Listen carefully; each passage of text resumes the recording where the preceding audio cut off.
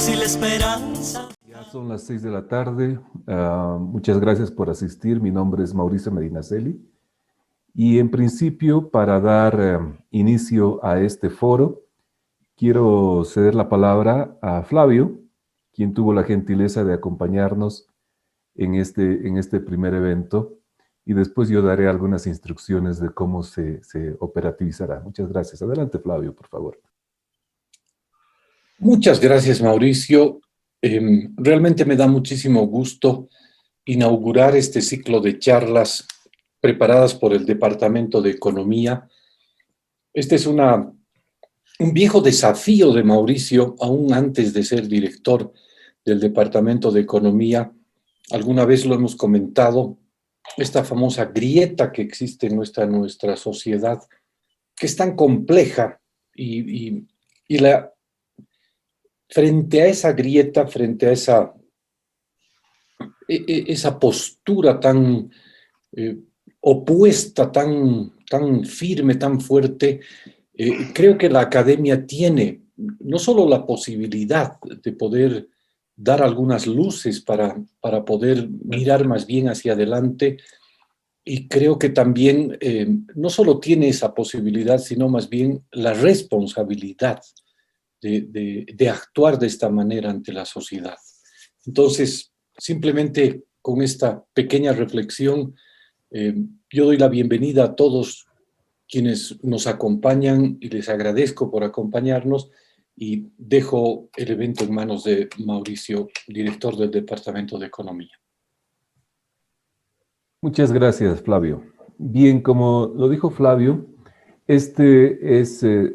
llamamos a este foro de economía y la idea es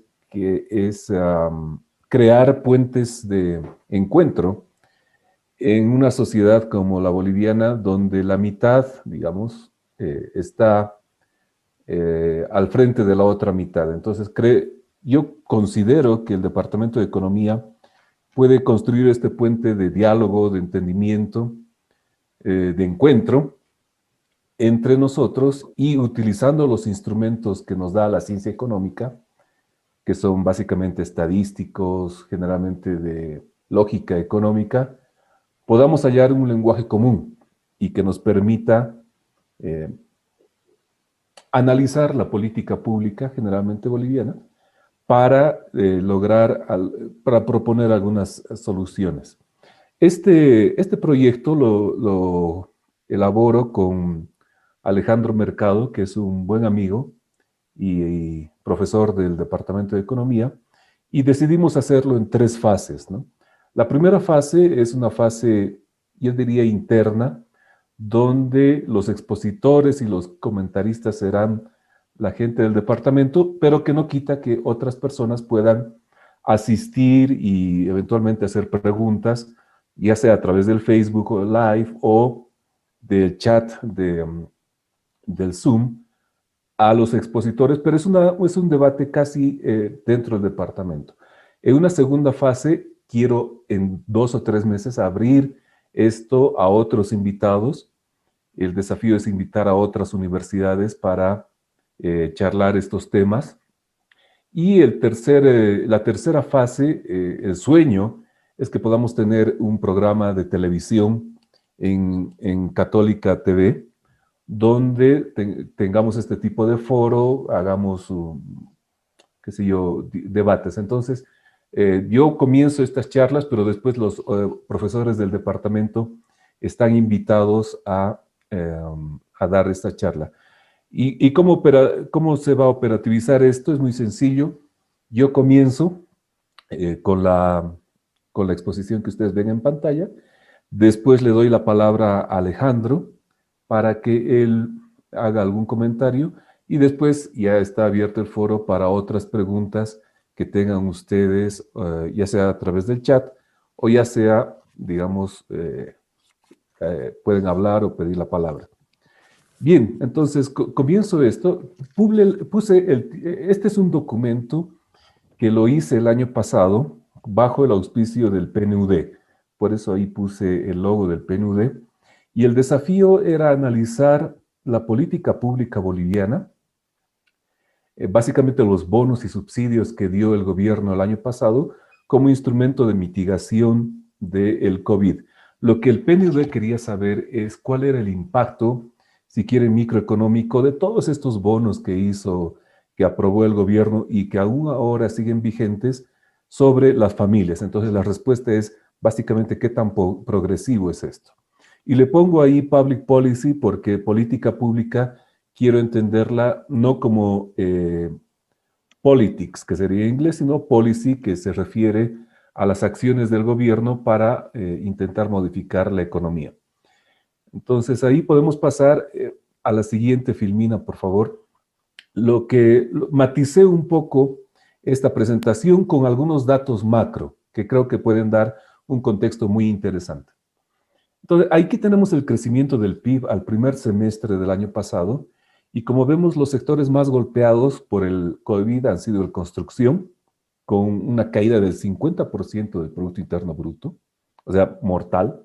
Y luego tenemos el sector de la minería con una caída de casi el 39%. El sector hidrocarburos, que es el sector al que yo me dedico, tiene una caída ligera del 5%, como ustedes ven ahí, y los servicios de la administración pública, básicamente el gobierno, tiene un incremento del 1.5%, y eso es porque claramente ha habido un mayor gasto. Esto desde la perspectiva de los sectores económicos. Vamos a la siguiente filmina, por favor. Acá tenemos el PIB, el crecimiento por el tipo de gasto, ¿no? Al primer semestre, y todas las variables han caído, incluido el gasto del gobierno, pero aquí quiero llamar la atención sobre la variación de existencias. Y la variación de existencias ha caído en menos 100%. ¿Qué me insinúa esto? Cuando caen las existencias en un país, básicamente el stock de capital está cayendo. En sencillo, lo que está pasando es que podemos decir que la gente del campo ha vendido su llama, si quiere, ¿no? Así en sencillo y para poder vivir. Hay una desacumulación de existencias. El stock de capital ha caído. Y esto me lleva a pensar que ha habido también un desahorro de las familias el año pasado para enfrentar la pandemia. Si esto es cierto, si estas hipótesis son ciertas, la recuperación para el año este año, el 2021, va a ser mucho más difícil de lo que esperábamos, porque ha habido una contracción del stock de capital y las familias han desahorrado. Entonces ya no queda más chanchito, digamos, al que acudir. Por eso, creo yo, aunque inyectemos más recursos a la economía, entonces tiene que haber un periodo de acumulación de existencias nuevamente y recuperación del capital. Para este año, dicho sea de paso, se espera un crecimiento para cerrar el año pasado, se espera un crecimiento del menos 7% en el Producto Interno Bruto. Siguiente, por favor. Bueno, el mayor gasto que tuvo el gobierno el año pasado, hicimos un modelo de equilibrio general con el PNUD, y aquí se vio que el mayor gasto ha sido financiado con deuda, ¿no? Y esta gráfica se explica de esta forma. La parte azul nos dice que si el gobierno no hubiese gastado lo que gastó, entonces el Producto Interno Bruto hubiese caído en 3 puntos porcentuales más. Es decir, en lugar de una caída del menos 7%, hubiésemos tenido una caída del menos 10%. ¿Okay? Entonces, pero ese efecto se diluye al año 2021. Sin embargo, el incremento en la deuda ha sido alrededor de 3 puntos porcentuales del PIB y ese es un shock permanente, si ustedes quieren. Por tanto, lo que ha pasado el año pasado es que el gobierno ha gastado más con mayor deuda, ha logrado atenuar la caída en el Producto Interno Bruto, pero a costa de mayor deuda. Y la mayor deuda tiene un efecto permanente. Siguiente, por favor.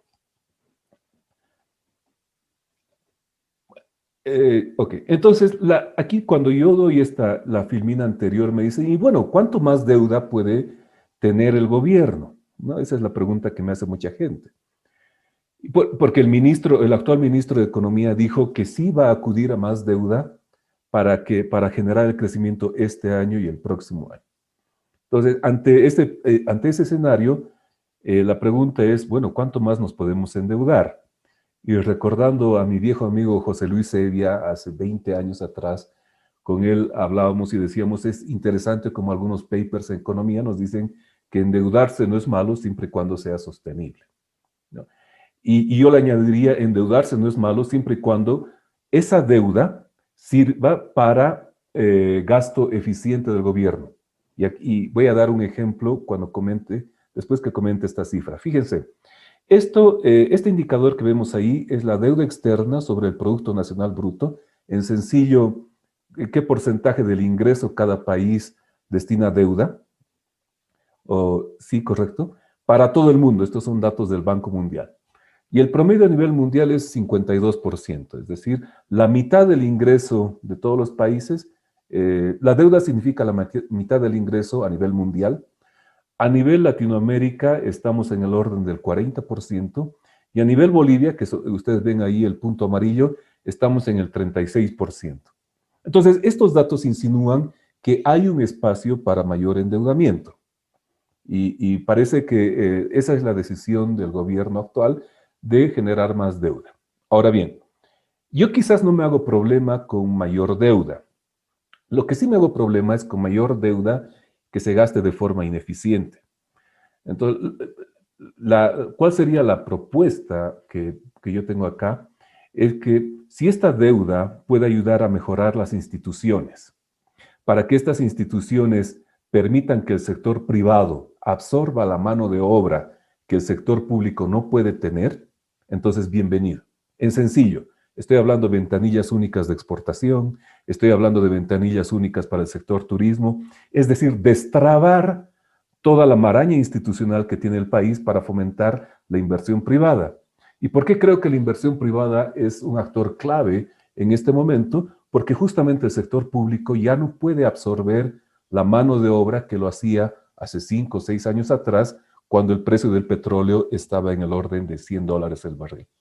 Entonces creo que si la deuda va por esa línea, pueden ser, me la banco que hay un espacio para endeudarse más, pero que se gaste de forma eficiente. La siguiente filmina, por favor. Bueno, esto también como preámbulo, aquí tengo la inflación, los 20 productos que más crecieron en nivel de precios el año pasado. Bueno, aquí los datos anecdóticos. Los polvos para refrescos o jugos incrementaron en 24%. ¿No? Y es la anécdota, básicamente, porque no es el grueso de la canasta familiar, pero nos dice que los bolivianos no nos gusta consumir agua, nos gusta agua con azúcar. Entonces, ahí probablemente hay un tema, digamos, de salud. Pero lo que quiero destacar es lo que está en rojo, ¿no es cierto? Lo que está en rojo son los productos asociados a la salud. Esos han incrementado entre el 10 y el 15%. Y lo que era de esperar, ¿no? Probablemente este incremento de precios se debe a una presión de demanda. Y si vemos la siguiente filmina, aquí vemos los precios que han decrecido. La siguiente, por favor. Ahí está. Y los precios que decrecieron son los precios agrícolas, de los productos agrícolas. Cebolla, papa, repollo, zanahoria. Entonces vemos que el COVID ha golpeado fuertemente, no solo en la cantidad que nosotros consumimos de estos productos, sino en los precios de estos productos de acuerdo a información del INE. Entonces, el sector más vulnerable de la población boliviana, que es el sector agrícola tradicional, si ustedes quieren, no el industrial, ha tenido una caída en precios que sí vale la pena tomar en cuenta. Siguiente, por favor. Bueno, entonces, dado ese contexto macro, ¿qué es lo que hicimos en el estudio con el PNUD? Analizamos uno por uno los siguientes instrumentos. El bono familia, que fue 500 bolivianos por estudiante. El bono canasta familiar, 400 bolivianos a un segmento específico de la población. El bono universal, que sería casi el destinado a las personas que son cuenta propias. El subsidio a los servicios de electricidad, gas, agua y gas natural. Básicamente, los bolivianos pagamos la mitad por ese servicio. Hubo una política de diferimiento de crédito y el FOGABIS, que es un fondo para la vivienda. Entonces, comencemos, por favor, con la siguiente filmina, que es el bono familia. Esto es como un análisis de microsimulación que la verdad no lo voy a explicar al detalle. ¿Cómo se leen estas gráficas? Primero, arriba a la izquierda. Si ustedes ven arriba a la izquierda, este bono, utilicé las encuestas de hogares desde 2011 hasta el 2019 para simular cómo hubiese actuado este bono en cada uno de estos años. Por eso tenemos, digamos, durante varios años. Si nos concentramos el año 2019, este bono ha representado un gasto de 1.500 millones de dólares más o menos, equivalente a casi el 0.5% del Producto Interno Bruto, que lo pueden ver en la tabla ahí más abajo. Es decir, harta plata. Este bono ha representado casi 200 millones de dólares. La buena noticia es que si vemos el gráfico superior de la derecha, es que gran parte de este bono ha beneficiado al quintil 1 de la población, es decir, a los más pobres. Pero no quita que el quintil 5 también se benefició en menor proporción. Entonces, ha sido un bono caro, pero ha sido un bono, digamos, progresivo, porque en mayor proporción ha ayudado a los quintiles más bajos. Siguiente, por favor. Este bono familia, si vemos el gráfico de la izquierda, el presupuesto ha ayudado más a las familias con jefe de hogar varón y en menor proporción cuando la jefa de hogar es mujer. Esto ha sido por una discusión que tenemos con el PNUD de que es necesario incorporar el componente hombre-mujer en los análisis sociales para ver qué tanto la política pública ayuda a los hogares con jefa de hogar. Y si vemos el gráfico de la derecha, gran parte de este bono se ha ido a los jefes de hogar entre 35 y 45 años. Entonces, sobre todo familias, diríamos, jóvenes. Siguiente, por favor. El bono canasta familiar, ese de 400 bolivianos, ha representado un gasto de 400 millones de bolivianos y nuevamente por el gráfico superior de la derecha vemos que ha tenido un comportamiento progresivo. Gran parte ayudó a las familias del quintil 1, lo que digamos es lo que se espera. Y si vemos la siguiente filmina, también tendríamos que los jefes de hogar, la siguiente filmina, por favor. Los jefes de hogar varones son los que más se benefician, pero, esto es muy interesante, si vemos la gráfica de la derecha, son las familias con jefe de hogar mayor a 55 años quienes se benefician de este bono. Entonces ha ido sobre todo a las familias sin hijos, ¿no? Donde ya, bueno, los hijos están viviendo fuera de casa. Y siguiente, por favor. Este es el bono universal, y como vemos el bono universal ha representado 300 millones de bolivianos, 0.12% del PIB, pero aquí la noticia, la novedad, es que es un bono regresivo.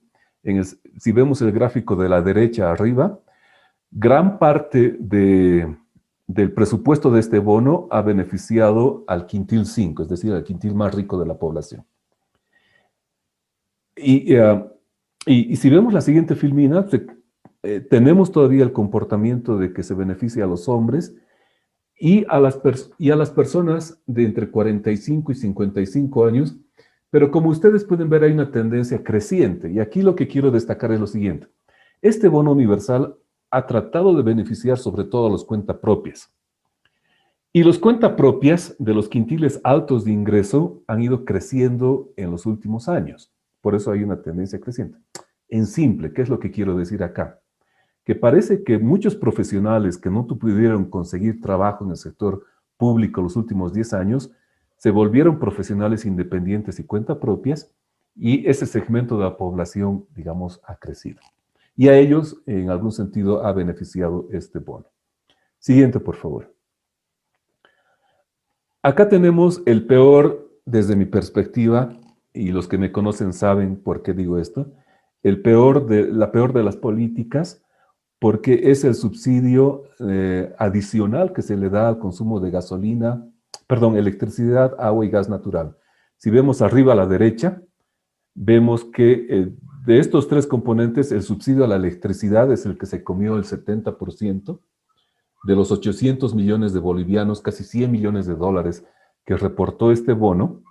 Y si vamos a la siguiente filmina, por favor, vemos que el comportamiento progresivo de este bono, con el gráfico de arriba a la izquierda, es notorio. Es decir, las familias más ricas son las que se benefician más de este bono. Y esto es lo que yo vengo indicando hace mucho tiempo, ¿no? Si subsidiamos la electricidad, si subsidiamos el gas natural, quienes más se benefician de este bono son las familias que utilizan electricidad, que no son necesariamente las familias más pobres. Entonces, este tipo de subsidio ha tenido un componente regresivo, digamos, importante. Siguiente, por favor. Acá tenemos el FOGAVIS. El FOGAVIS es un instrumento que ayuda a tener casa propia a ciertas personas. No voy a entrar en los detalles, pero este FOGAVIS ha sido un fondo que es más una buena intención, porque es muy difícil que se lleve a cabo. Haciendo el ejercicio, si el decreto que aprueba el FOGAVIS se implementara completamente, el sistema financiero necesitaría 20.000 millones de bolivianos, casi 3.000 millones de dólares, para ayudar a todas las familias que piden este crédito para la casa propia. Y si vemos el gráfico de arriba a la derecha, es el quintil 5 el que más se beneficia de esta medida. Por tanto, este es una buena intención que ayuda a las familias del quintil 5 y extremadamente caro porque necesitamos 20.000 millones de bolivianos, cosa que el sector financiero no creo que pueda en este momento aportar. Siguiente, por favor. Bueno, este es el comportamiento que se evidencia más a familias donde el jefe de hogar es varón y jóvenes. Siguiente, por favor.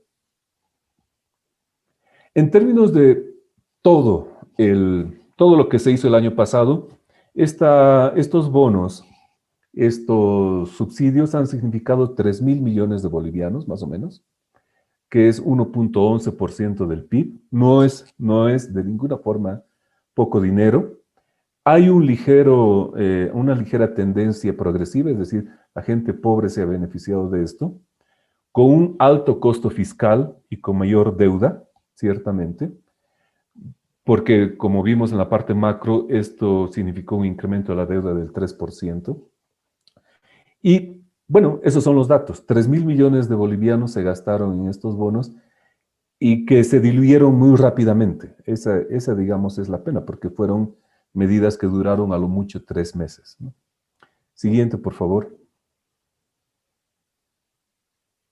Acá tenemos el contraste entre ingresos y medidas. Entonces, esto es un poco, hay un truco acá. Si vemos el bono familia a las familias del quintil 1 dice 47%. ¿Cómo se lee esto?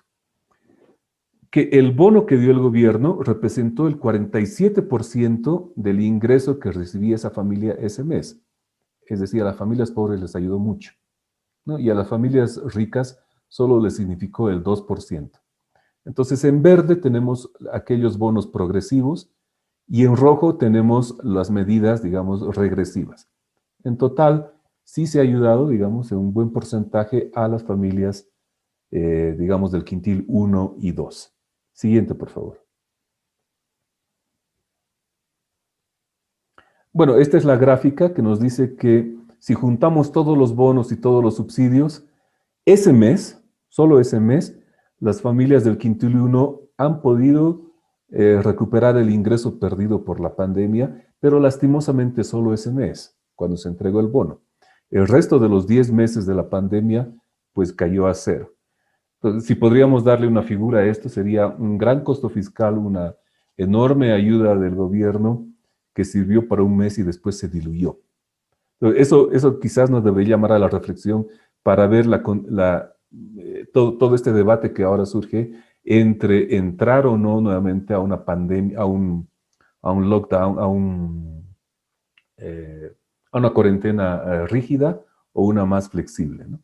El total de bonos para las familias del quintil 5 y subsidios significó el 10% de su ingreso, es decir, ayudó, pero no mucho. Siguiente, por favor. Bueno, entonces, ¿cuáles serían las conclusiones? Que el año pasado ha habido un impacto severo sobre el stock de capital de la economía, esa es la hipótesis.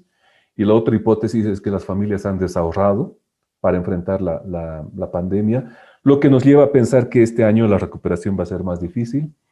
Todos estos bonos y todas las ayudas han significado una deuda entre 3 y 4% del PIB adicional. No todos los bonos son progresivos. Y se puede tener alguna sostenibilidad de crecimiento estos 2 o 3 años, pero parece que esto se logrará con mayor deuda. Entonces, quizás el debate aquí está en esta mayor deuda, ¿en qué la gastaremos? Si en, no sé, mejoras a las instituciones, hacer más eficiente a YPFB, quitar subsidios, qué sé yo, o van a ir a financiar sueldos y salarios. Entonces, la discusión quizás no está en si está bien o no contraer más deuda, porque es un momento de crisis. Quizás la discusión está en, bueno, ¿cómo vamos a hacer más eficiente esta deuda que estamos contrayendo para ayudar sobre todo a las familias de los quintiles 1 y 2? Siguiente, por favor. Entonces, bueno, estos eran los resultados que yo quería compartir con ustedes, que los tuvimos con el PNUD. Y ahora me gustaría escuchar, en principio, la opinión de Alejandro, a quien le pasé el documento, y luego empezar el debate. Muchas gracias.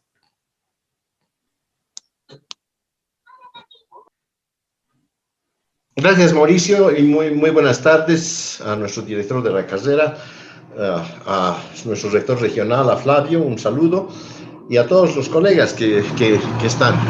Yo quisiera comenzar señalando que esta idea de crear este foro económico, esa idea que partió de Mauricio, es justamente crear un espacio de reflexión. No es un ámbito de investigación, sino es un ámbito de encuentro, donde podamos discutir varios temas con toda la libertad, ¿no?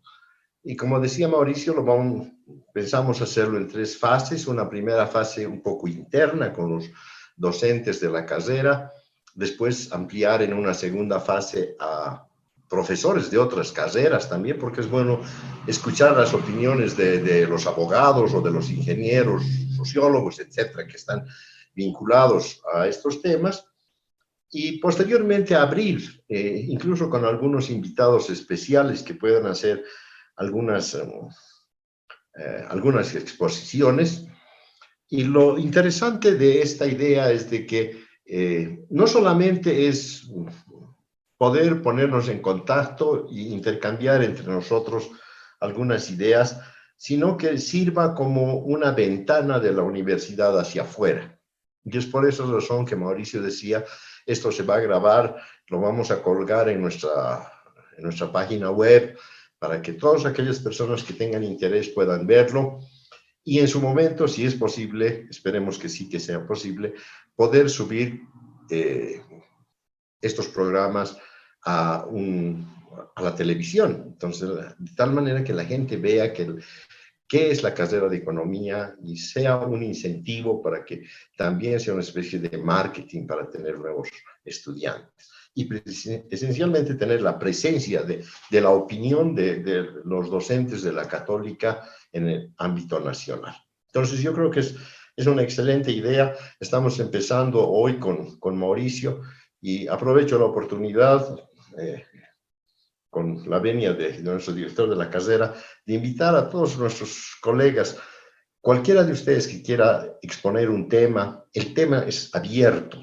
Cualquier tema de economía, sociología, política, cualquier tema, entonces ustedes se comunican con Mauricio para que se los agende y entonces hacen esta exposición y hacemos este intercambio de ideas.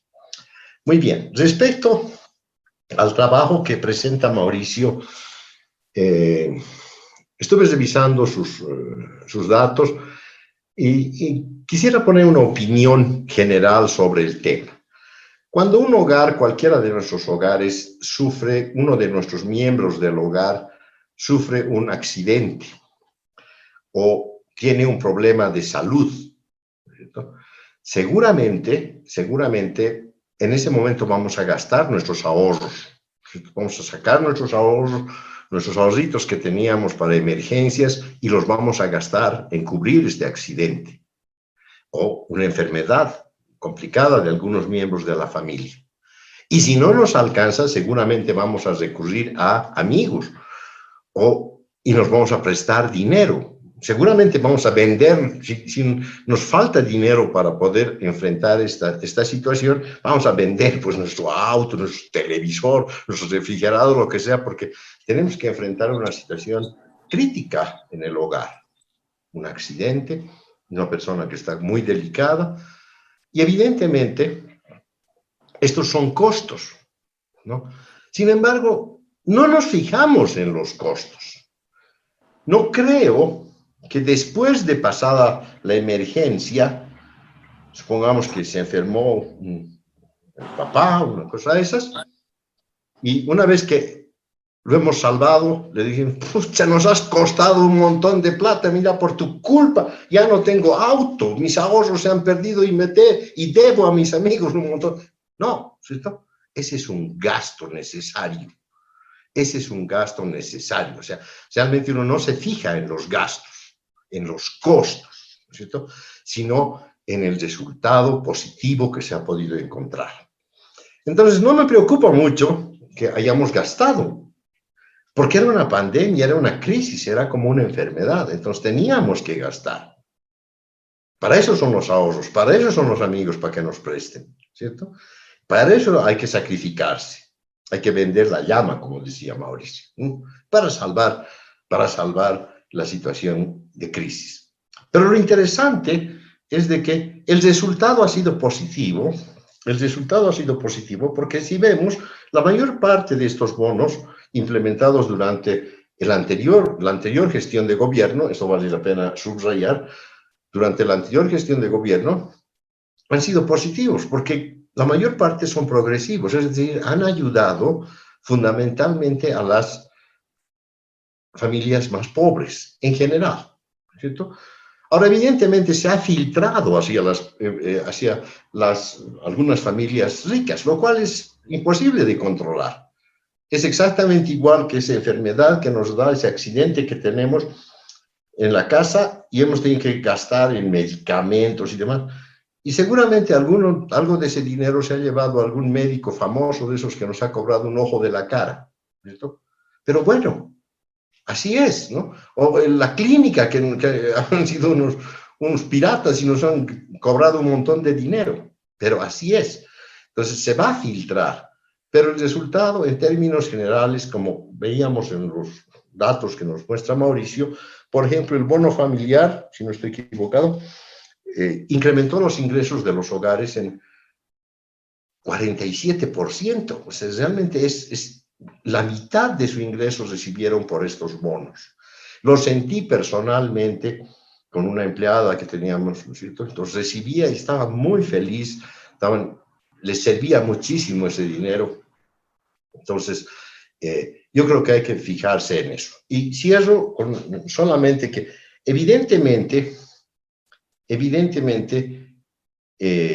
como dice Mauricio en su estudio, se les dio dinero, se solucionó el problema, pero la solución duró un mes y al segundo, tercer mes, otra vez, ¿no es cierto?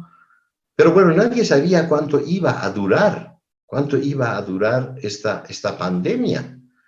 Cuando empezamos la pandemia, yo tenía en mente, dije, esto en 2 meses ya vamos a estar solucionados, vamos a estar volviendo a la oficina, a trabajar, ¿no? Entonces, en 2 meses ya vamos a estar bien, ¿no? Además, la tecnología está tan avanzada que en 2 meses vamos a tener la vacuna, van a matar, bueno, aunque no se lo puede matar porque los virus no tienen vida, pero van a destruir a los virus, ¿no es cierto? Y no fue así. Entonces duró los 2 meses que tenía que estar cerrado en mi casa, ahora se están volviendo 1 año. Entonces, ya uno no podía prever cuánto tiempo iba a durar la pandemia. Entonces, y si ahora yo me pongo a pensar qué debemos hacer, bueno, es como si a esta persona del hogar le ha dado una recaída. Bueno, hay que seguir esforzándose, no queda otra. O sea, endeudarse más, ¿cierto? Hacer todo lo posible para salir, porque tampoco sabemos cuánto va a durar, ¿no? Porque con esta experiencia, la segunda, la tercera ola puede durar tanto como ha durado la primera ola, ¿no? Bueno, este es un comentario general y nuevamente espero, Mauricio, que este esfuerzo que estás haciendo podamos mantenerlo estable y pueda ser un lindo lugar de encuentro entre todos nosotros. Gracias, Mauricio. Gracias, Alejandro, muy gentil. Yo no voy a comentar ahora porque en realidad quiero escuchar las opiniones de los colegas, quizás Flavio, Fernanda.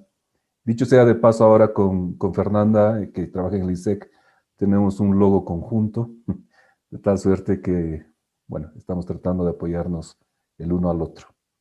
Entonces, abro la mesa para quien guste.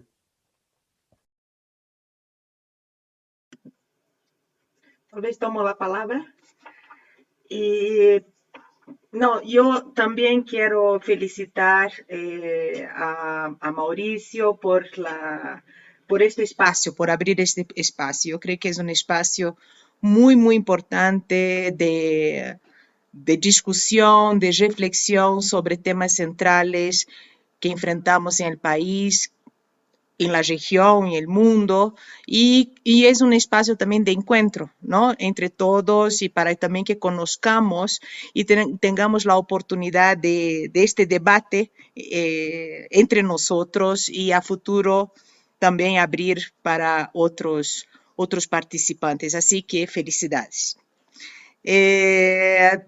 Y me encanta también ese objetivo que lo recalcó Alejandro, ¿no? De tener un espacio de reflexión que, en mi opinión, la reflexión fundamentada en evidencia es parte de la investigación, ¿no? Entonces, yo creo que ese es un espacio de una reflexión fundada, ¿no? Fundamentada en evidencia. Por lo tanto, es fruto de investigación, ¿no? Diferentes tipos de investigación, pero investigación. ¿No? Esos datos que muestra Mauricio, y cuáles fueron, ¿no? Quiénes al final fueron beneficiados, la dimensión del monto del esfuerzo fiscal, ¿no? Y qué significa eso para el país, si es importante o no haber hecho, si valió la pena haberlo hecho y cómo enfrentamos a futuro, ¿no? Entonces, me hace pensar muchas cosas, ¿no? Los datos que has presentado. Y me quedaría, para no alargarme, con la pregunta, ¿no? Que propones, Mauricio, que es al final, o sea, creo que has presentado la idea que estoy de acuerdo, que hay que endeudarse, ¿no? Que esta es un shock externo y un shock profundo, como también Alejandro ha manifestado, y hay que apoyar a la población, ¿no? Y también reactivar la economía, ¿no? Y cómo lo hacemos, ¿no? Y ahí vienen esas dos preguntas, ¿no? Una es cómo lo financiamos, ¿no? Y que seguramente necesitamos de endeudarnos. Y por otro lado, cómo gastamos mejor estos recursos y cómo hacemos que este gasto sea más progresivo, ¿no? O sea, menos regresivo, o sea, que las familias que más lo necesiten puedan realmente ser los más beneficiados, ¿no? Esto nos lleva a problemas estructurales. Tenemos un sistema impositivo que infelizmente, ¿no? Es regresivo, ¿no? Y entonces eso ya tiene un problema, y lo que nos has mostrado es que también el tema de los subsidios, ¿no? De gas es un problema que ya sabemos que, ¿no? Que se beneficia, y lo has mostrado. Y ahí propongo algo, ¿no? Que está en el documento que hemos escrito con Juan Antonio Morales y que fue publicado este domingo en página 7, ¿no? Donde se calcula que se necesita 6.000 millones de dólares para poder realmente tener una reactivación económica, ¿no? Si no me equivoco, sí, es exacto. Y que hay este espacio fiscal, como dices, para endeudarse el país, y por otro lado que hay una oportunidad para esta, ¿no? Para esto, ¿no? Existe, ¿no? Y quisiera saber su opinión, ¿no? Pero para que este endeudamiento realmente tenga una propuesta de reactivación económica con generación de empleo y que además realmente promueva la disminución o por lo menos enfrentar el empobrecimiento de la población y todos los problemas estructurales, además de los coyunturales, se propone en este documento que sería importante tener un plan Marshall, o sea, tener una visión más integrada de qué se debería hacer en el país y no tanto respuesta muy puntual de qué sector ayudar, una cosa muy de corto plazo y muy fragmentada, ¿no? Entonces sería importante como país tener una propuesta de reactivación económica que articule los desafíos de corto plazo con el mediano y largo plazo, ¿no? Entonces, por lo tanto, que este proceso en el corto plazo pueda estar avanzando en la superación de los grandes problemas económicos, sociales y un tercer elemento que es indudablemente central en esta nueva agenda es el tema ambiental, ¿no? Cómo hacemos una transición a un modelo que sea sostenible y que por lo tanto no deprede nuestro medio ambiente y que no ponga en jaque nuestra supervivencia y de las futuras generaciones, ¿no? Con todos los desequilibrios ambientales que ya se están agravando y que la pandemia es uno de ellos, ¿no? Es parte de estos grandes desequilibrios que estamos viviendo. Entonces, no sé, me encantaría escuchar tu opinión, Mauricio. Muchas gracias, Fernanda. Yo creo que estamos, llegando a un acuerdo en que no nos hacemos problema de una mayor deuda. Y yo le añadiría a tu visión integrada y no puntual el tema institucional. Creo que uno de los problemas en nuestro país es el tema institucional, entendidas las instituciones como las reglas del juego. Es decir, y quiero recalcar nuevamente que el llamado a ser el socio del gobierno en este momento es el sector privado, porque el gobierno ya no puede aguantar la cantidad de mano de obra que lo hacía hace 5 o 6 años atrás. Entonces, si el gobierno quiere mantener el empleo, digamos, en un nivel bueno, es necesario que mejore las condiciones de trabajo del sector privado para que el sector privado absorba esa mano de obra que no puede ser empleada en el sector público. Entonces, yo añadiría a esa propuesta integral con la que estoy de acuerdo, esos dos componentes, el tema institucional y el tema del mercado laboral, donde el sector privado creo que tiene ahora un rol mucho más importante en términos de colaborar en la reactivación, digamos, de la economía, porque se ha visto que el sector público, las empresas públicas, funcionan razonablemente bien en una época de boom. Y aquí, digamos, YPFB es el claro ejemplo, ¿no? Con un precio de $100 el barril, YPFB pudo aguantar 7,000 trabajadores. Con un precio de $50 el barril y volúmenes de gas que están en franca caída, yo no sé si esos 7,000 trabajadores puedan todavía ser mantenidos dentro de la planilla presupuestaria. Entonces, esa es mi primera reacción, pero abro la mesa para los otros colegas que opinan, ¿no? Buenas tardes, Mauricio. Quisiera tomar la palabra. Me gustó mucho la parte que pude ver de tu presentación. Tuve problemas técnicos para conectarme antes. Sin embargo, sobre la última parte, me parece muy interesante la aproximación que has hecho con el manejo de la información. Ahora, un poco me queda, y tal vez es porque no estuve toda la presentación, el sabor como que hemos gastado una gran cantidad de dinero y aparentemente ese gasto no ha tenido un impacto realmente sostenible. Tal vez es un poco el mensaje de lo que pude captar.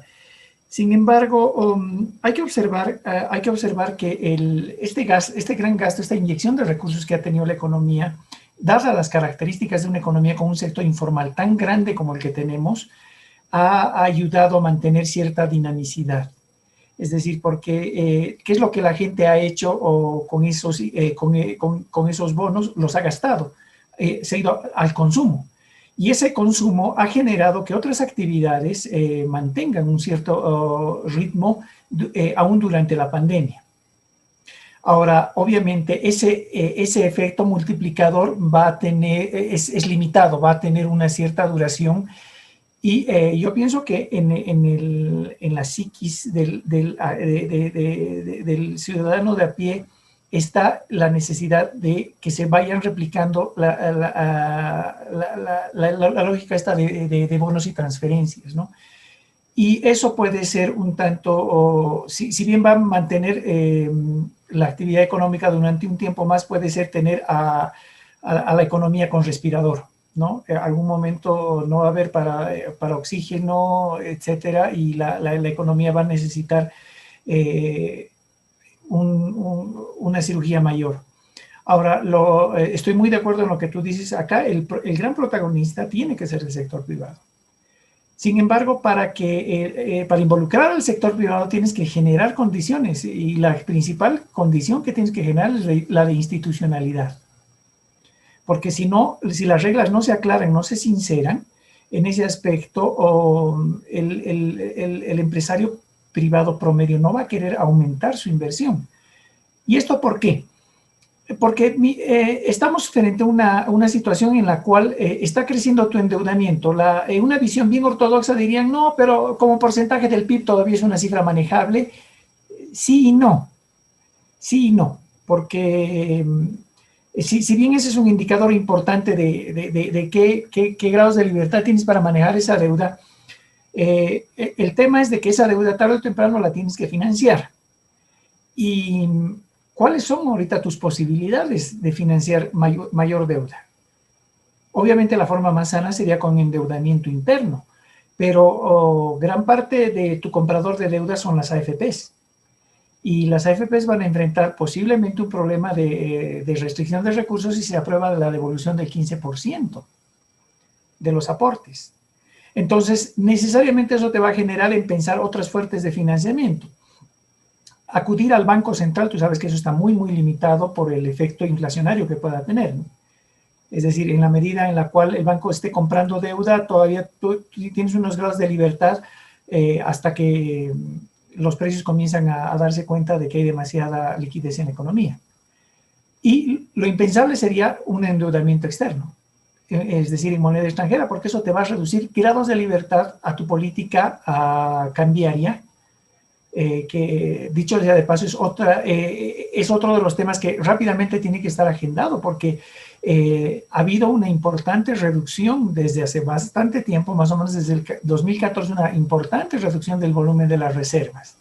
Entonces, si quieres disminuir pensando otra vez de forma ortodoxa, si quieres reducir el éxodo de las reservas, tarde o temprano tiene que venirte a la mente la palabra devaluar. Sin embargo, en este momento es impensable.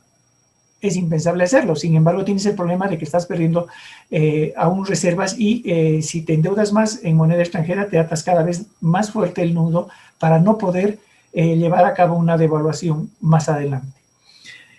Y eso lo que puede hacer ver a los empresarios es de que finalmente, ¿dónde vas a hacer el ajuste? En el tema tributario. Y el tema tributario, lastimosamente por la informalidad, afecta a un número reducido de empresas, de agentes económicos, si quieres verlo. ¿Por qué? Porque hay mucha evasión por la informalidad de la economía, etc. Entonces yo veo que todavía no hemos llegado a la parte más complicada de la recesión.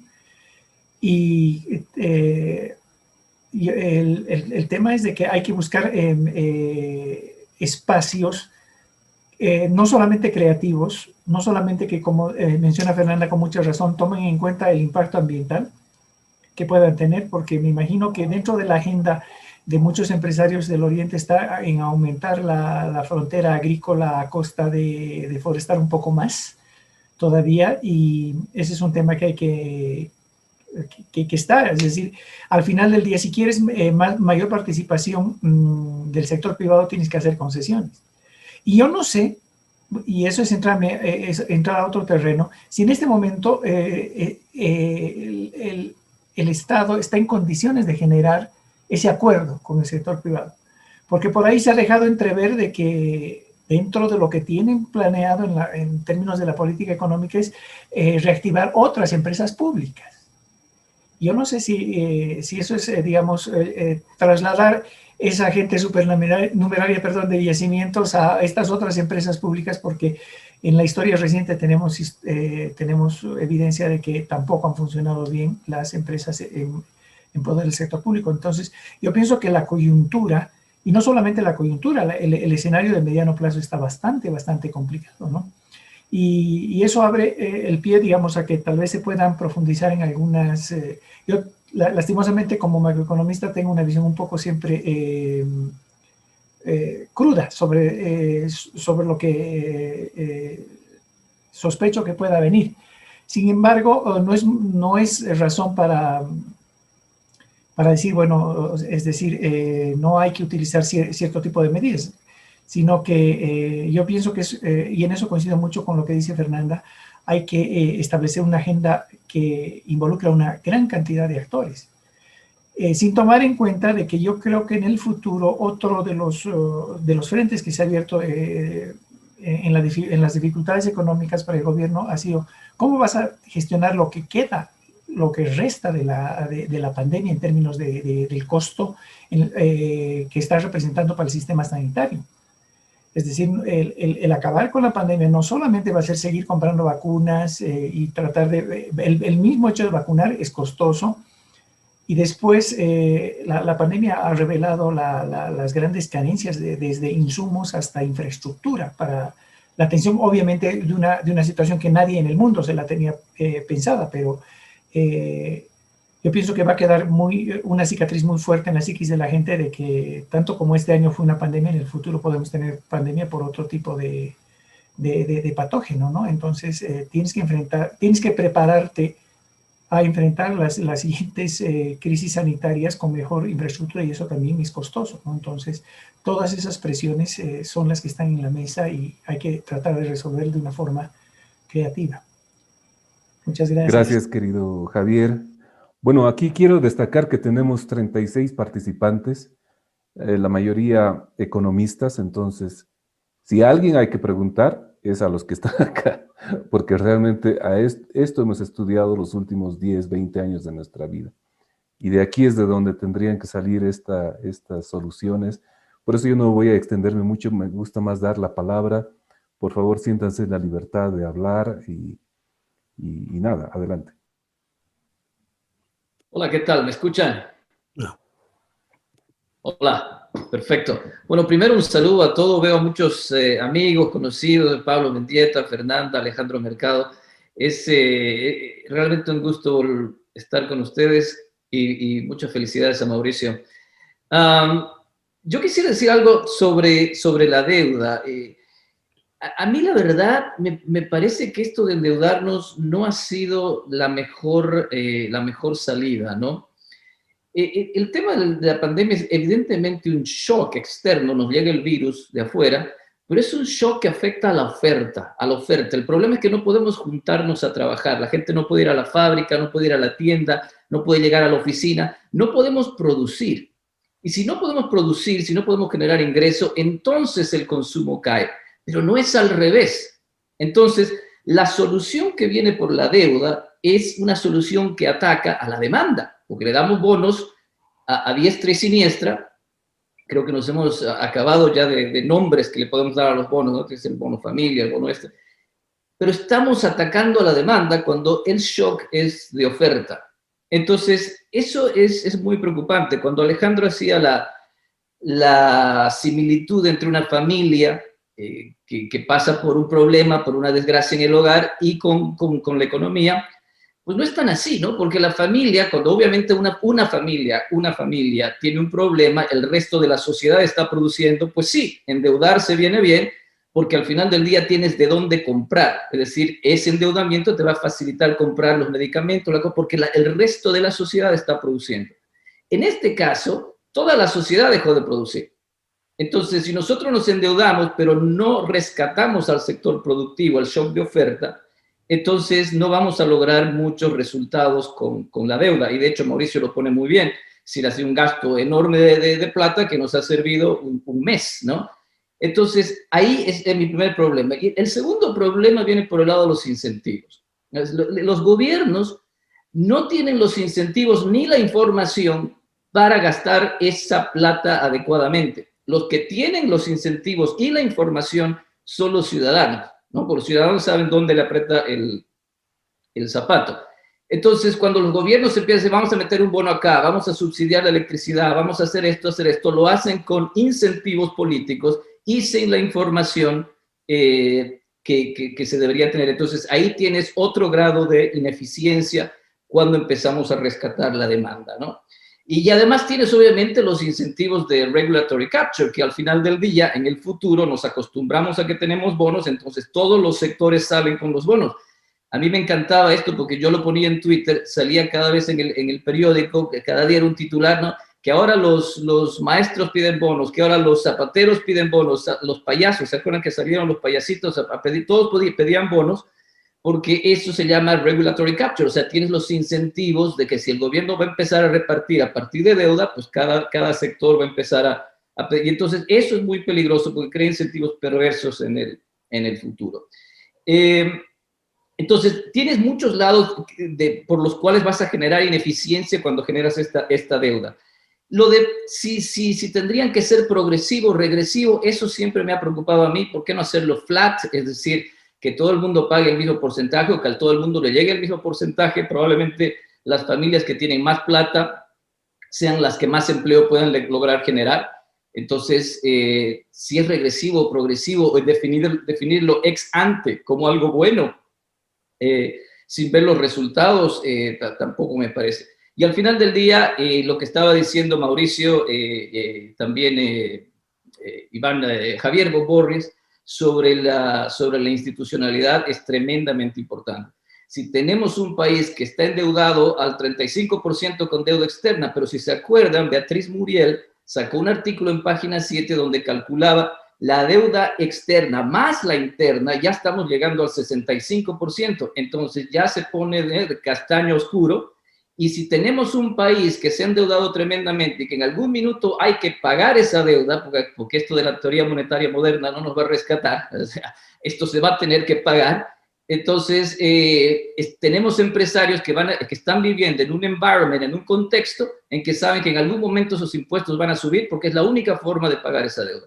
Entonces, todas esas cosas a mí me preocupan mucho, probablemente, no sé cuánta gente esté de acuerdo conmigo, pero yo veo esos problemas con la deuda, ¿no? Para mí hubiera sido probablemente más efectivo atacar el shock de oferta, reduciendo impuestos, reduciendo regulaciones, al mismo tiempo que se endeudaban y pagaban bonos, aumentaban los cupos para la exportación. O sea, imagínense, o sea, en vez de rescatar a la oferta, le ponemos más trabas, ¿no?, al sector productivo. Entonces, eso. Muchas gracias y otra vez bueno verlos. Gracias, Antonio. Es bueno tener una visión liberal. Y bueno, este espacio también nos permite, Antonio nos acompaña desde Estados Unidos, no me acuerdo la ciudad, pero es interesante que podemos vernos a la distancia, una de las pocas cosas buenas de la pandemia. Quisiera dar la palabra a Pablo Mendieta, que la pidió antes, y después a Germán. Adelante, Pablo. Perfecto, muchísimas gracias. Primero, un agradecimiento por el espacio y felicitaciones, en serio, porque creo que nos hacía falta por lo menos pensar o conversar seriamente qué está sucediendo. Estamos en el evento más traumático, más duro en la historia económica, por lo menos que la hemos vivido después de la Gran Depresión, entonces creo que es fundamental. Yo algunas reflexiones y voy a tratar de ser bien puntual. Primero, no debemos olvidarnos que la crisis tiene un origen exógeno que es sanitario, y mientras lo sanitario no se solucione, la causa profunda de la crisis va a estar ahí, y aunque uno dé bonos, créditos, de lo que sea, no va a aguantar no aguanta ningún país, ninguna economía. Entonces, en ese sentido, y más bien siguiendo lo que dicen la gente que ha estado estudiando la naturaleza de este shock, es casi un shock combinado de oferta y demanda. ¿Y por qué lo menciono? Porque evidentemente hay mucha gente que ha perdido el empleo. En algún momento, en julio específicamente en Bolivia, 700,000 personas habían perdido el empleo por cuestión del coronavirus, tanto por inactivos como por los cesantes, pero al presente son como 75,000 formales que han perdido el empleo. Ahora, esas personas obviamente no han disminuido su consumo, su gasto. Entonces ahí vemos que en realidad no es la oferta ni la demanda, sino la interacción entre los dos. Lo que tú decías, Mauricio, es evidente que la ayuda alcanzaba solo para un mes. En los cálculos que uno tiene ya con los datos del INE, estamos hablando de un gap, de una brecha de 30,000 millones solo en 2020 de ingresos, o sea, de ingresos de los hogares, y que los bonos solo han podido cubrir como unos 8,000 millones o una cosa así. Entonces, ahí nosotros en este momento estamos con la típica discusión y que relevante en cuanto a qué podemos hacer con los pocos recursos, ¿no? Entonces, en eso creo que no somos el único país, hay 200 países que están en la misma situación que la nuestra. Entonces, creo que la velocidad de la crisis nos exige mirar rápidamente qué se está haciendo, qué está funcionando. O sea, hay una cantidad de experiencias que en este momento tenemos que aprender, y por lo menos, por ejemplo, la medicina está yendo en esa línea. ¿Cuáles son algunas políticas? Si simplemente las nombro, como por ejemplo, ingresos de emergencia, pero bastante focalizado en función a eventuales confinamientos. No en este caso vamos a dar coincido con eso con Antonio, de que ya nos van a faltar nombres, pero sí necesitamos ingresos de emergencia. Segundo, restaurar la cadena de suministro. Esos 30,000 millones se han perdido, y obviamente las empresas han cerrado, y ahí vamos a tener que ver crédito, pero crédito para restaurar la cadena de suministro, no crédito para los hogares, porque, o sea, me refiero a que hay todo un dinero que no está en la economía y que necesitamos restaurar. Debemos, en tercer lugar, evitar que esto se vuelva en una crisis financiera. Creo que en este momento la vulnerabilidad más grande es que esto escale a una crisis financiera. Y mientras nosotros no hagamos que el empleo se recupere y que las empresas se recuperen, en realidad inclusive los bonos van a tener un comportamiento más de ahorro precautorio. O sea, la gente va a decir, yo no sé cuándo desaparece esto, y va a preferir inclusive ahorrarlo. Entonces no es que haya un efecto multiplicador muy grande de eso. Ya se lo ha dicho, pero creo que vale la pena recalcar, el problema ha sido un problema de oferta y demanda, y además hay un problema humano en esto, en el pago de bonos. A mí la verdad que me pareció el asunto de los bonos pudo haber sido manejado de forma más integral, viendo no solo cómo se salva la situación de la demanda dando a la gente que no tenía un ingreso, sino también dándole un apoyo a aquel que dejaba de producir, exactamente causado por el problema de la pandemia. Ese es un tema que creo que es muy importante calificarlo en cuanto a qué ocurrió con las empresas que se cerraron. ¿Qué apoyo podría dárseles? Porque hasta este momento el gran apoyo dado por el gobierno a las empresas es un crédito con un interés del 0,5%, pero a aquellas empresas que sustituyan importaciones. Bueno, tenemos nosotros tanta capacidad de sustituir importaciones que en el momento que lo hicimos, pues en el caso, por ejemplo, vamos a suponer del estaño, nos quedamos con el estaño metálico y pare de contar, ¿no es cierto? Y bueno, y hay muchas otras situaciones que se han hablado de sustituir importaciones, y el tema es algo más complejo que eso. Yo creo que más bien hay que pensar en sustituir exportaciones, y eso me lleva a la necesidad de un plan integral. Dentro de los lineamientos que hablaba Fernanda, yo creo que es muy importante el ver qué es lo que ocurre en el conjunto de la economía, y en ese conjunto de la economía, ¿cuáles son aquellos sectores que nos pueden favorecer a mayores exportaciones? Hay muchos sectores que han tenido su momento. Por ejemplo, bueno, ahora no voy a hablar de que el turismo puede expandirse, pero sí se puede crear o impulsar la infraestructura de turismo para que cuando pase la pandemia, este sector pues sí aporte con una gran captación de divisas. O lo propio ha ocurrido con todo lo que significa una exportación de servicios de las tecnologías de la información. Bueno, y luego las no tradicionales, interesantemente, en todo este periodo, yo estoy hablando del periodo de auge, incluso antes de él, no han caído en sus exportaciones, salvo que sea cueros y confecciones, lo cual frente a la competencia china, pues hubiera sido más bien raro que no caigan. O el sector de madera, por ejemplo, ha ocurrido algo lo mismo. Un sector de desempleados muy grande son precisamente los carpinteros, porque la melamina ha sustituido gran parte del uso de la madera en los muebles actualmente. Entonces, ahí tenemos que ver nosotros cómo cambiar esas condiciones, incluso con los propios carpinteros, y pensar en otros tipos de productos manufacturados de madera que sí se podría exportar.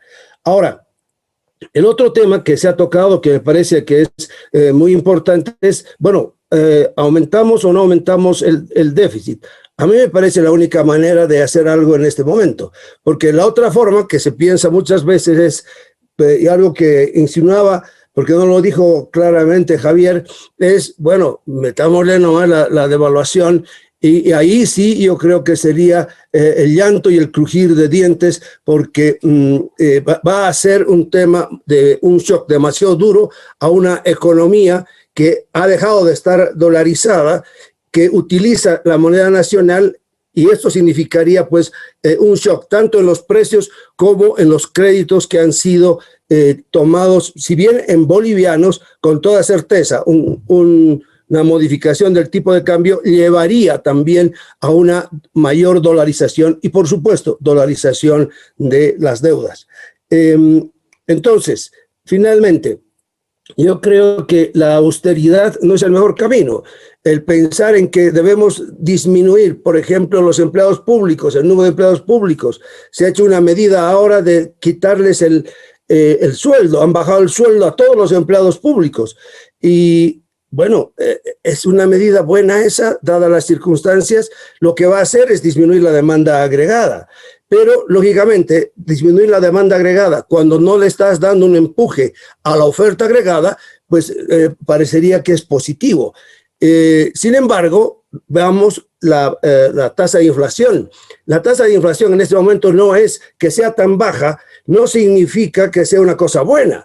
Lo que significa es que la economía está en una recesión y requiere un gran impulso, y ese impulso solamente puede venir del sector público. Sin duda, lo que yo esperaría es que se llegue a hacer alianzas con el sector privado y darle un empuje de renovación al sector privado, porque de otra manera no veo una salida que sea efectiva en este momento.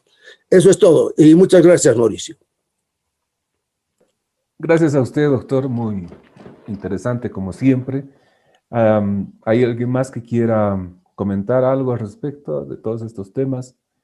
Se ha hablado sobre la deuda. Sí, Wilson, por favor. Wilson Jiménez, adelante. Muchísimas gracias, Mauricio. Felicitar la iniciativa y sobre todo el ánimo, digamos, de los temas. Yo destaco, no voy a hacer una presentación, pero voy a comentar tres aspectos, ¿no? O dos por lo menos. Uno es que creo que es el debate que estás abriendo tiene que ver con el análisis de políticas públicas, ¿no? Para que están enfrentando hoy una crisis. En ese sentido, he rescatado de tu presentación, digamos, el análisis de los choques macroeconómicos, las posibilidades y los riesgos de la crisis. Has hablado de un modelo CGI, digamos, o no sé, un modelo de equilibrio general que ayudó a respaldar algunas de tus hipótesis y también un modelo de microsimulaciones, ¿no? Ese es el primer punto.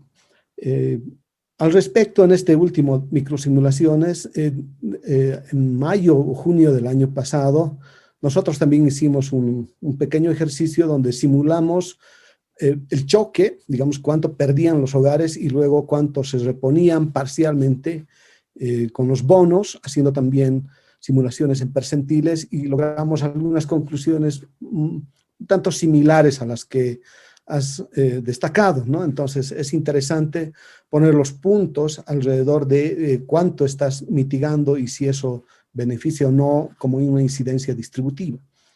Me parece interesante, digamos, centrar el debate en el uso de instrumentos muy buenos para mejorar la calidad del análisis.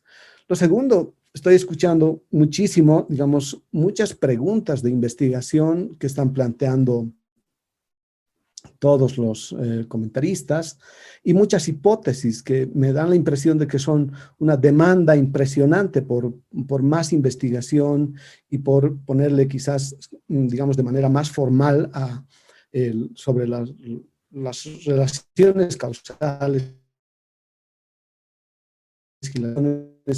que se están planteando ahora. Entonces, creo que podemos aportar más e incluso mejorar con el tiempo, digamos, la calidad de las exposiciones. Gracias.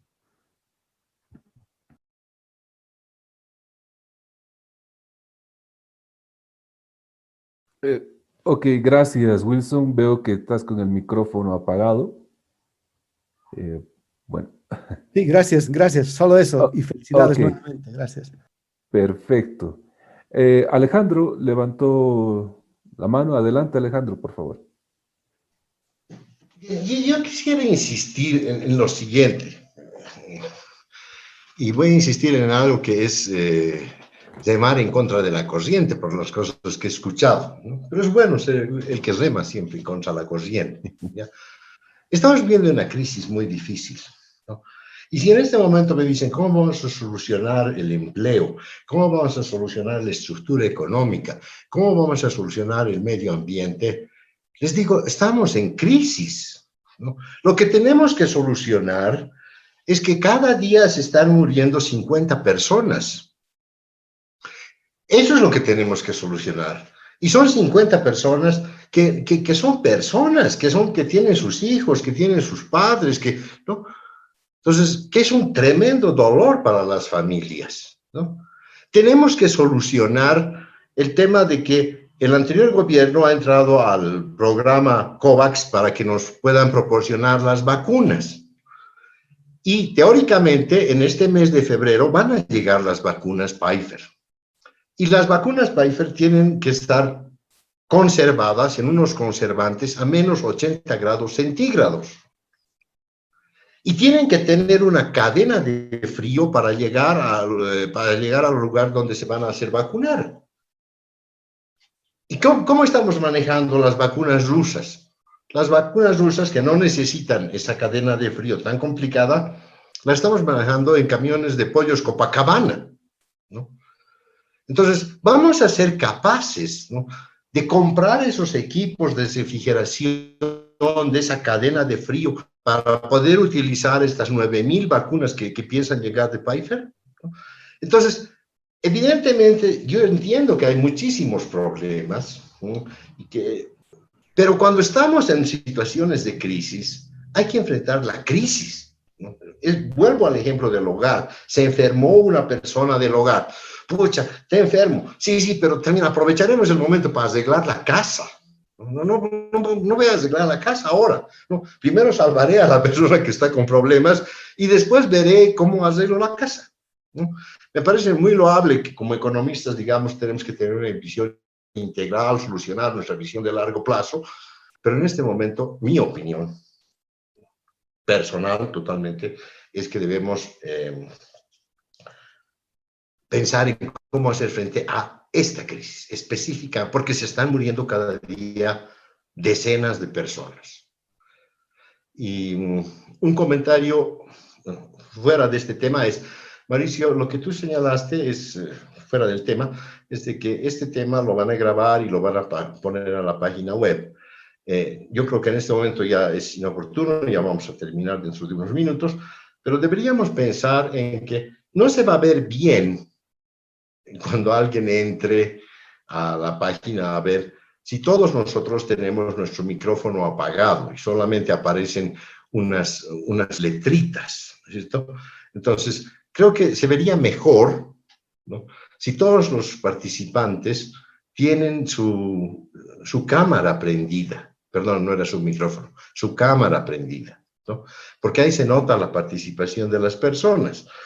Pero si no, podría ser, tal vez puedo estar equivocado, pero creo que sería mejor si lo vamos a poner en una página, peor aún si lo vamos a sacar por un canal de televisión o lo que sea, que las personas tengan su cámara prendida. Y me incluyo también porque yo también he apagado mi cámara. Gracias, Mauricio. Gracias, Alejandro. Muchas gracias por la sugerencia. Este es un proceso de learning by doing, francamente. Es la primera experiencia, vamos a ir afinándola en las intervenciones, qué sé yo. Pero la razón por la que yo quiero abrir esto inmediatamente al público es para que se vea que hay un grupo de gente que está intentando pensar en salidas y hacer bulla, hacer ruido, para que cada vez entren más personas en este debate y quizás no encontremos la solución, pero hay varias ideas que están surgiendo que quizás las podemos explorar con más calma, priorizar temas y darles una solución. No sé, a Fernanda aquí pidió la palabra. Adelante, Fernanda. Sí, no, me parece súper interesante, no todo, las ideas, ese intercambio. Yo quisiera dos cosas pensando, ¿no?, en, como yo diría, dos dilemas que yo veo, ¿no? Uno es el tema realmente de cómo entendemos las crisis, y esta es una crisis sanitaria, y cómo entendemos la economía y el corto y largo plazo, ¿no? Y esta distinción que hace Alejandro, a mí realmente yo parto de otro paradigma, ¿no? Primero, la crisis sanitaria que estamos viviendo es una crisis ambiental, o sea, está en cómo manejamos y tiene que ver cómo crecemos y cómo hacemos economía, cómo generamos los recursos, cómo consumimos, con las cadenas globales, etcétera, etcétera. Entonces, es un problema que es económico y ecológico. Las salidas de este problema también están conectadas. Y esto de que yo creo que el gran drama que tenemos es que no salimos del corto plazo, nunca. Siempre es algo urgente y no conectamos el corto con el largo plazo. Y esa es, yo creo, la diferencia más importante de los países que 50 años atrás tenía el mismo PIB de Bolivia y hoy tiene 50 veces más. El largo plazo se hace hoy, mañana, se hace desde del corto al mediano al largo. Entonces, es una manera de pensar que creo que es algo que debemos seguir debatiendo, porque, o sea, ¿qué entendemos primero por economía y esa distinción entre lo económico y lo ambiental? Las crisis que estamos viviendo y la pobreza que vivimos también afectan más a las poblaciones vulnerables, al cambio climático, a las grandes sequías, a los grandes desequilibrios que estamos. Los desafíos económicos y el corto mediano plazo en Bolivia tienen que ver con el manejo sustentable del ecosistema. Y eso en todos los sectores. Entonces, yo creo que si no damos ese paso, estamos complicados, ¿no?, en términos de enfrentar los grandes desafíos que tenemos por delante, ¿no? Entonces, eso es una cosa que quería poner para que sigamos la discusión. Y otra segunda cosa que también veo que sale en estos debates es que estamos de acuerdo, es un problema, es una crisis de oferta y demanda. Y el problema central está, ¿no?, ahora también en la oferta, y eso es el gran desafío. Pero a veces cuando escucho la dificultad o los desafíos institucionales, me da a veces la impresión de que consideramos que esta oferta está y solo necesita, qué sé yo, un entorno adecuado, reglas claras, cuando también las experiencias de los países que 50 años atrás estaban en la misma situación de Bolivia, economías muy sin complejidad, ¿no? Muy dependientes de pocos recursos naturales, sin capacidad de innovación, de agregación de valor, ¿qué tuvieron que hacer? ¿Cuáles fueron las políticas para dar este salto cualitativo? Y las políticas no eran solo políticas horizontales y arreglar que el marco de las reglas del juego estén de acuerdo. ¿Por qué? Porque no había las bases fundamentales y no había el empresariado con esta capacidad de hacer, de dar ese salto en términos de capital humano, de capacidad de innovación, de lectura de oportunidades. Entonces, aquí hay problemas, barreras estructurales que necesitan ciertos tipos de política, de incentivo a la inversión, que no va a poder resolver, por ejemplo, no solo problemas de carretera, de infraestructura básica, pero también varios cuellos de botella que son de sectores, etcétera, que necesita otro tipo de política para poder realmente tener, desarrollar, fortalecer un sector privado con esta capacidad.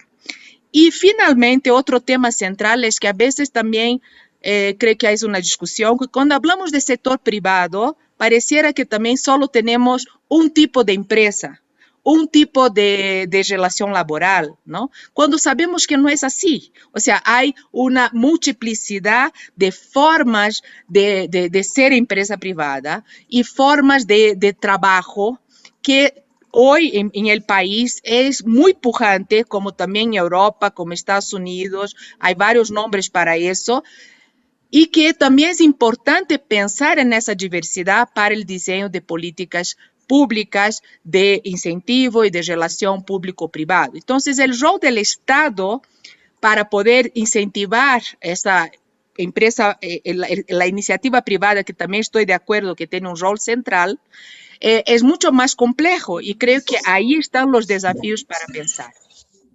Gracias. Muchas gracias, Fernanda. Antonio pidió la palabra. Antonio, por favor.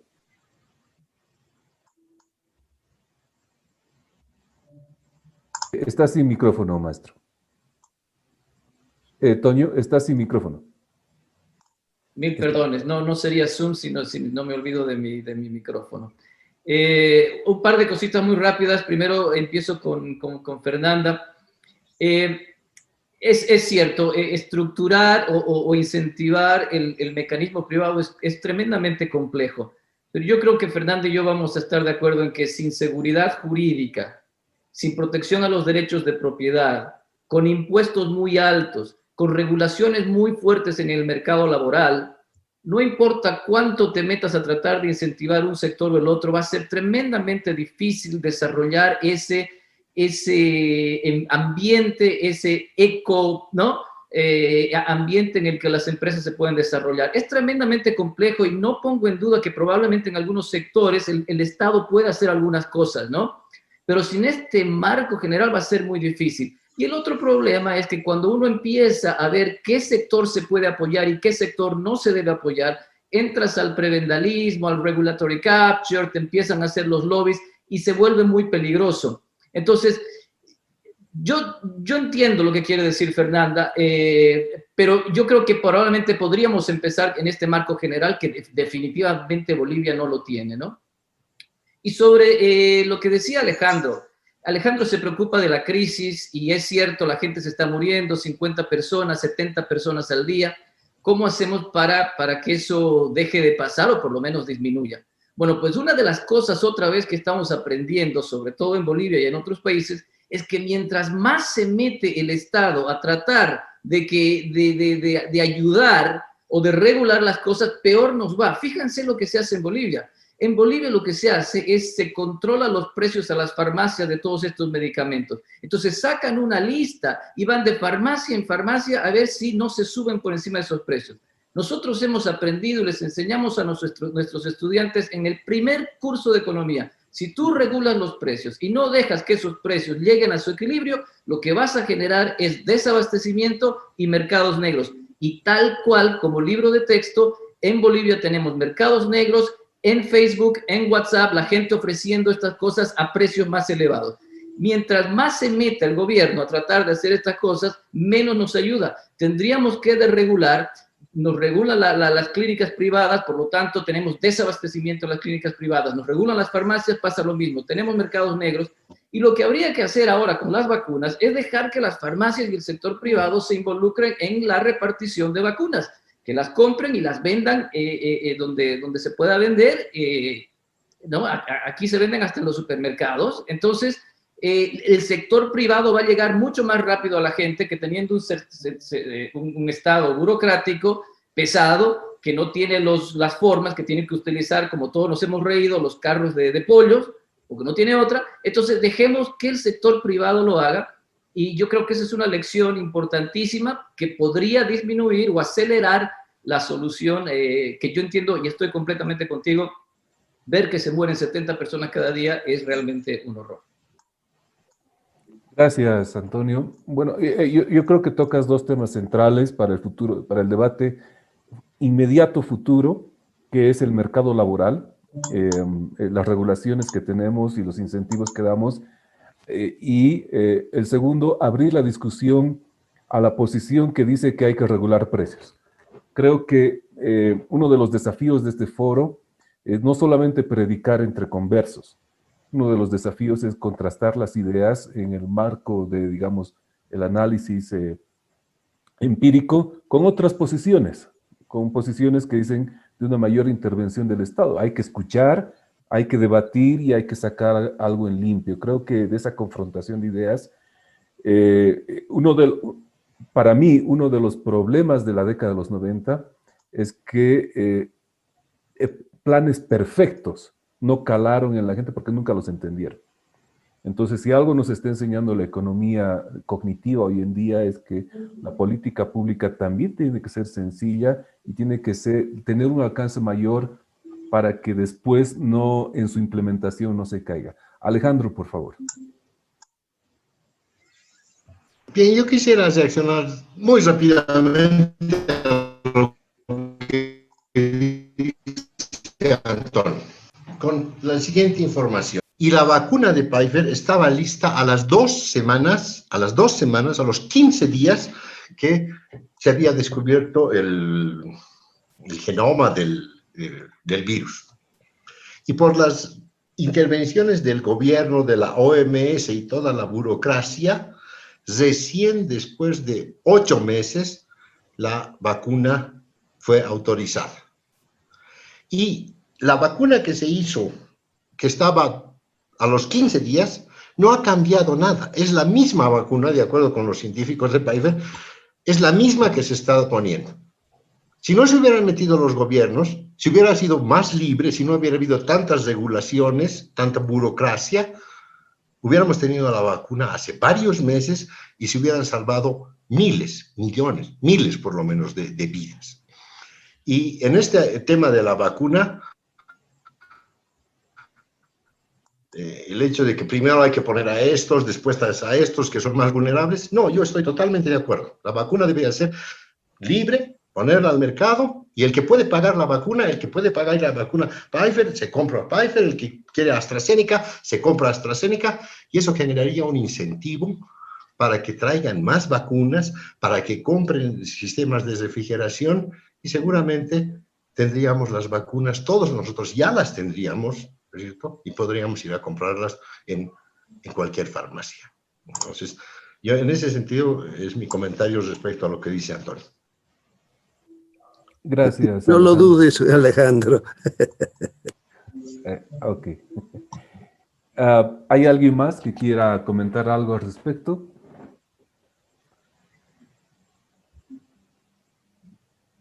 Ok. Ok, doctor, adelante, por favor. Bueno, simplemente creo yo que hay muchas cosas que han salido y que se pueden discutir, ¿no? Esa gran confianza que tiene Alejandro en el poder de compra de los bolivianos realmente, ¿no? Todos iríamos a comprar, los 11 millones estaríamos en cola comprando las vacunas con la plata que se tiene. Bueno, pero aparte de eso, hay muchos temas y creo que vale la pena que no nos prolonguemos mucho, le pongamos una hora, porque si no, cada uno va a empezar ya a abandonar, que tengamos un tiempo y seguimos así. Creo que va a ser una maravilla el darle eso que, como tú has dicho, learning by doing, creo que es very positive, my friend.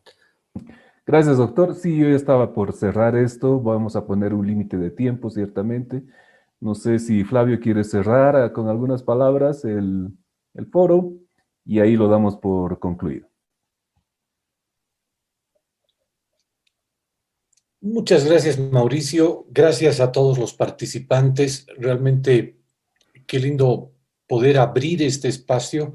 Creo que era una necesidad importante de la sociedad. Creo que también vamos a tener que hacer un esfuerzo grande para escuchar otras voces y ojalá lograr que la academia pueda cumplir su papel en sentido de aportar desde el mundo científico, desde la investigación, desde la discusión a la solución de los problemas que tiene nuestro país. Felicitaciones nuevamente y esperamos tu próxima convocatoria. Ok, bueno, muchas gracias por su participación, su atención. Y ya en 2 semanas Alejandro nos estará hablando sobre crecimiento económico. Muchas gracias, manténganse sanos. Hasta luego.